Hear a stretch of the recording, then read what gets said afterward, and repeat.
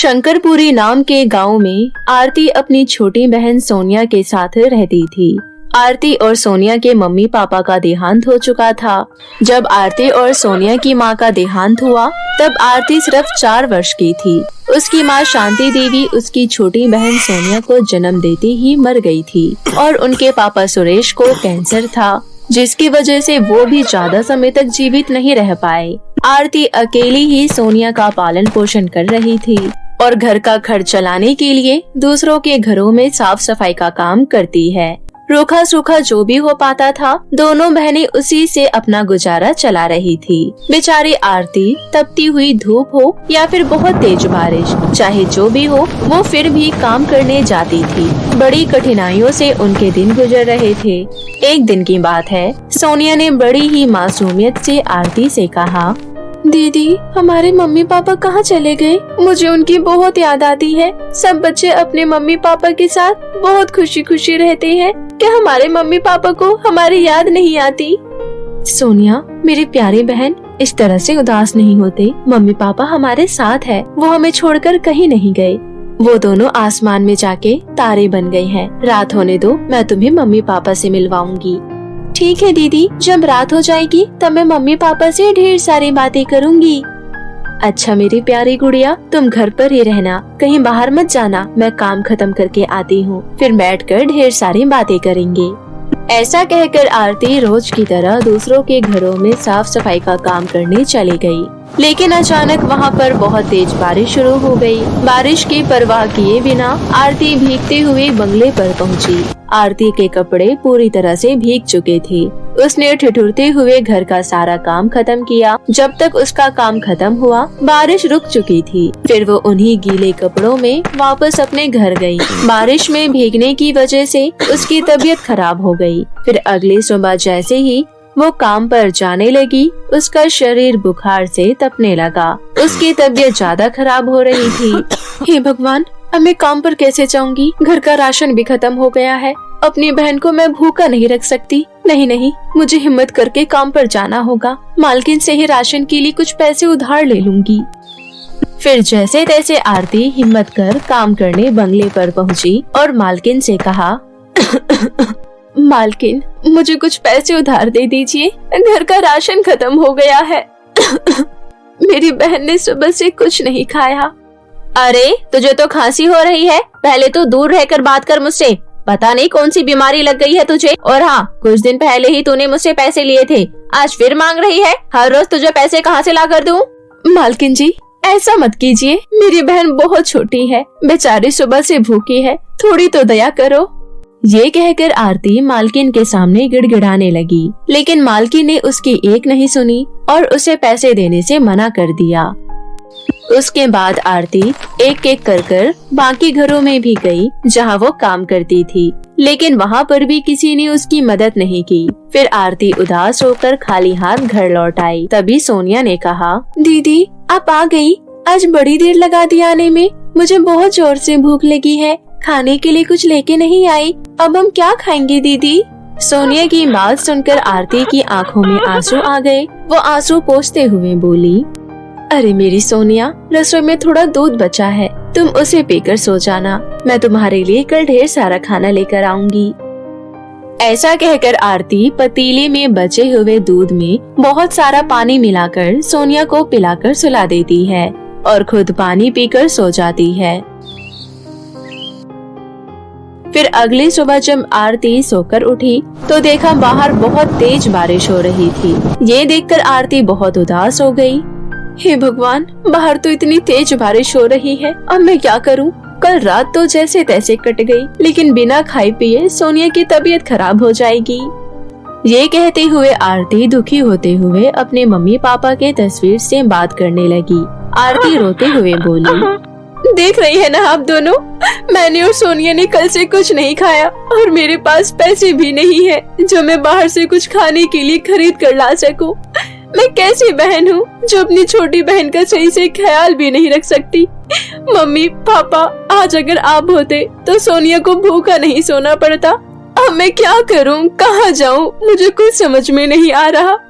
Mummy papa, आप हमें इतनी जल्दी छोड़कर क्यों चले गए?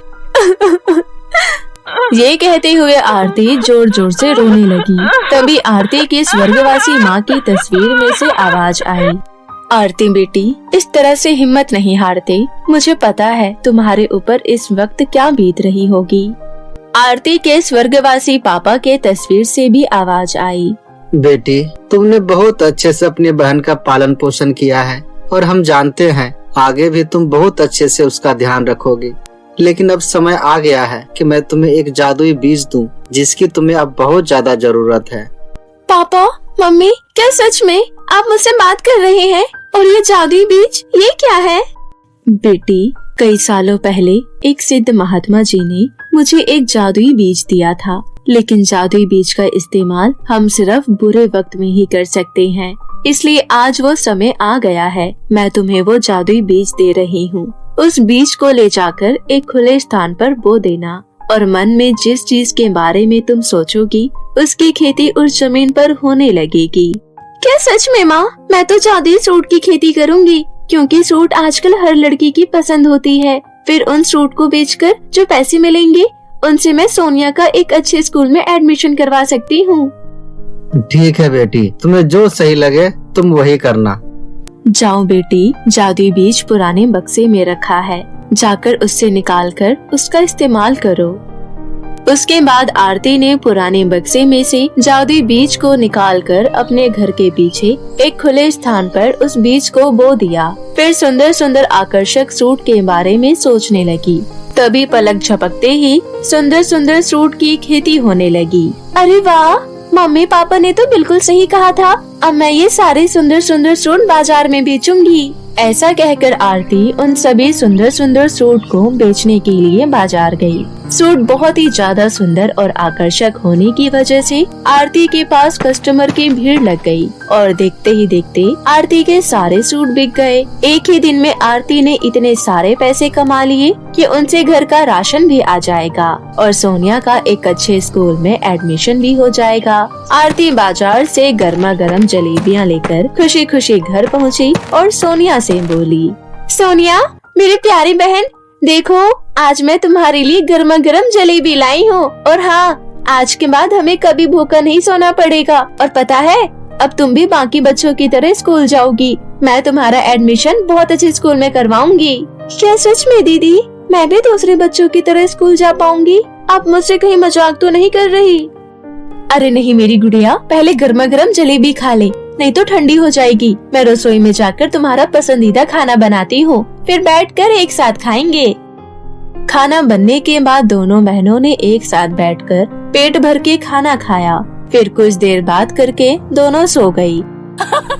अब दोनों बहनें हंसी खुशी अपने दिन गुजार रही थी। अब आरती हर रोज जादुई सूट की खेती कर सुंदर और आकर्षक सूट बाजार में बेचने लगी। जिस बाजार में आरती अपनी दुकान लगाती थी, उसी दुकान के सामने एक बहुत बड़ा ब्रांडेड और स्टाइलिश सूट का शोरूम था। उस शोरूम की मालकिन सुषमा आरती से जलने लगी, क्योंकि आरती की दुकान की वजह से उसके शोरूम पर कोई भी नहीं आ रहा था। इस गवार आरती की दुकान तो बहुत चल रही है, सारे के सारे कस्टमर सूट खरीदने के लिए इसके पास ही जा रहे हैं। और मैं इतना खर्चा करके ब्रांडेड और महंगे सूट बनाती हूँ, लेकिन फिर भी मेरे सूट नहीं बिक रहे। मुझे पता लगाना होगा ये इतने सुंदर सूट कहाँ से लेके आती है। सच्चाई पता लगने के बाद इस आरती की बच्ची को मैं नहीं छोड़ूंगी। उस दिन के बाद से सुषमा आरती पर नजर रखने लगी।